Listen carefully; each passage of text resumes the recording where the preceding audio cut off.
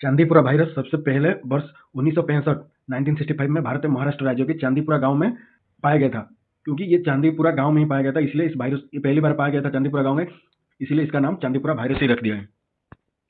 अभी गुजरात में बहुत दुखद की बात है, 22 बच्चों की जान चली गई है इस जो चांदीपुरा वायरस की वजह से। 184 केस आए हैं और इसमें से 35 टेस्ट पॉजिटिव हुए हैं। जो टेस्ट हुए हैं इसमें 35 पॉजिटिव आए हैं। ये अभी गुजरात के साथ साथ राजस्थान में भी फैल गया है। राजस्थान में भी केसेस मिला है अभी। ये जो चांदीपुरा वायरस है ये फैलता कैसे है, ये किस कारण से होता है? तो चांदीपुरा वायरस मुख्य रूप से सैंड फ्लाई नाम की एक विशेष छोटी मक्खी, जिसको कोई कोई रेत मक्खी या फिर बालू मक्खी भी कहते हैं, ये काटने से फैलता है। ये जो सैंड फ्लाई और रेत मक्खी और ये बालू मक्खी है, इससे काटने से चांदीपुरा वायरस फैलता है। ये चांदीपुरा वायरस के मामले आमतौर पर साल की मानसून और उसके तुरंत बाद ही विशेष तौर पे जुलाई से अक्टूबर के बीच में ही सामने आते हैं। ये इसका जो महीना है जुलाई से लेकर अक्टूबर के बीच में ही आ जाते हैं। मतलब जब बारिश का समय शुरू होता है उस समय ही ये ग्रोथ करते हैं, क्योंकि इस समय हर तरफ बारिश की वजह से पानी रहता है, तो ये पानी जो साफ सफाई नहीं होता है, बिना सैनिटाइजर जो एरिया होता है, इसी वजह से ये ज्यादा ग्रोथ करते हैं। इसी समय ही इनका जो पैदा इसी समय इस समय होता है। ये जो मानसून टाइम होता है जुलाई से अक्टूबर, इसके बीच ही ये जो मक्खी है इनका ग्रोथ ज्यादा होता है, तो इनका रिप्रोडक्शन ज्यादा होता है इस समय, इसीलिए पर्टिकुलर इसी समय ही ये वायरस का जो केसेस सामने आते हैं। ये जो चांदीपुरा वायरस है इसका इतिहास देखते हैं हम। ये तो पहले 1965 में आया था महाराष्ट्र के चांदीपुरा गांव में, लेकिन इसका इतिहास है ये फिर कब कब आया था इंडिया में।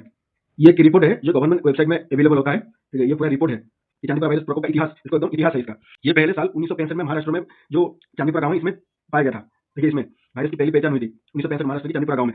फिर उसके बाद 1965 से लेकर 2003 तक कोई रिकॉर्ड नहीं है। ये गवर्नमेंट रिपोर्ट से मैं डाटा कलेक्ट किया हूँ, तो जिस साल में बहुत कम ही मामले पाए गए हैं तो इसको नेगलेक्ट करते हैं, मतलब उसको डाटा में मेंशन नहीं किया है, रिपोर्ट में मेंशन नहीं किया है, सरकार ने नहीं किया है। अगर क्या होता तो फिर ये दिखाई देता 2003 में, 2004 में, 2010 में, 9 में, तो ये मामला है इसको रिपोर्ट में दिया है। लेकिन 1965 2003 में इसमें जो मामला है बहुत कम है, ना के बराबर है, इसलिए वो रिपोर्ट में मेंशन नहीं किया है। फिर आया था 2003 में ये सिर्फ आंध्र प्रदेश और महाराष्ट्र ये दोनों स्टेट में ही फैला था, और इसमें मामले बहुत ज्यादा आए थे। उसमें 329 मामले आए थे और 183 मौत हुई थी, मतलब 183 बच्चों की जान चली गई थी। ये उस समय सबसे घातक प्रकोप था। 2004 में चिटपुट मामला ये बहुत कम है, ना के बराबर आया था, तो इसमें कितना केसेस है इसमें मेंशन नहीं किया है। मतलब आया था इसीलिए लिखा है, नाम लिखा हुआ है, उसमें आंकड़ा नहीं लिखा है, कितना नंबर नहीं लिखा है, कितना आया था 1 2 4 5 10 या कुछ भी हो, इसमें कुछ मेंशन नहीं है। और फिर 2005 6 7 8 इन दिनों में ना के बराबर है, इसलिए रिपोर्ट मेंशन नहीं किया है। फिर आते 2009 में सिर्फ महाराष्ट्र के स्टेट में ही मिला था। महाराष्ट्र के स्टेट में कुल 52 मामले आए थे और उसमें से 15 बच्चों की जान चली गई थी। फिर 2010 में गुजरात में आया था और इसमें कुल 50 मामले आए थे और 6 बच्चों की मौत हो गई थी। और अभी 2011 से 13 में सिर्फ महाराष्ट्र और गुजरात में ही मिला था। उस समय 102 मामले थे, 3 ही बच्चे इस दुनिया से गए थे, लेकिन मामले उस समय ज्यादा बढ़ गया था 2011 से और 2013 तक। 14 से 2023 जो केसेस था वो ना के बराबर थे, लेकिन फिर 2024 में बढ़ गया था मामला। गुजरात, राजस्थान, मध्य प्रदेश और महाराष्ट्र, फिर 2024 में ये चारों स्टेट में फैला था, गुजरात, राजस्थान, मध्य प्रदेश और महाराष्ट्र।